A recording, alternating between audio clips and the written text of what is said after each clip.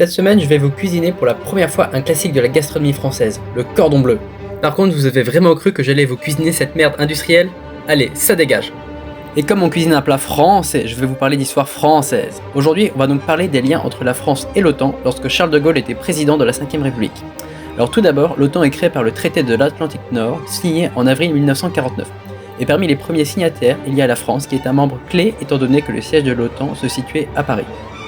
Petite parenthèse, top 3 des meilleurs fromages, je le comptais. Je suis désolé, je ne suis pas ouvert au débat là-dessus. Donc, en 1958, le général de Gaulle arrive au pouvoir et fonde la Ve République. Et à l'international, il va mener ce qu'il nomme une politique de grandeur. Ainsi, pour renforcer la place de la France dans le cadre de la guerre froide, en 1960, la France acquiert par elle-même l'arme nucléaire. Mais en 1962, un événement survient. Le président américain Kennedy propose à la France et au Royaume-Uni, les deux seuls pays européens hors URSS ayant l'arme atomique, de mutualiser leurs armes nucléaires avec celles des États-Unis afin que les armes nucléaires de l'OTAN soient sous contrôle américain. Les Américains parlent de force multilatérale, De Gaulle, lui, parle de farce multilatérale.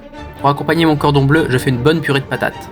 Donc, De Gaulle rejette cet accord proposé par Kennedy. Cependant, le Royaume-Uni, lui, accepte cet accord. Dès lors, De Gaulle considérera l'Angleterre comme le cheval de Troie des Américains et refusera ainsi à 2 reprises l'adhésion du Royaume-Uni à la CEE.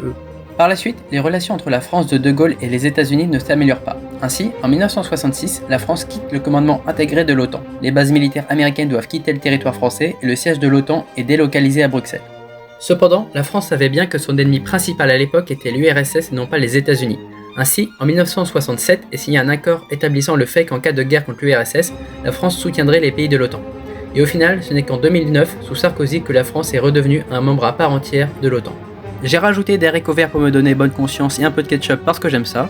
Et sinon, ce cordon bleu, même si c'était la première fois que j'en faisais un, c'était vraiment super bon. J'aurais peut-être dû le laisser cuire un peu plus longtemps, mais incroyable. Allez, à la semaine prochaine!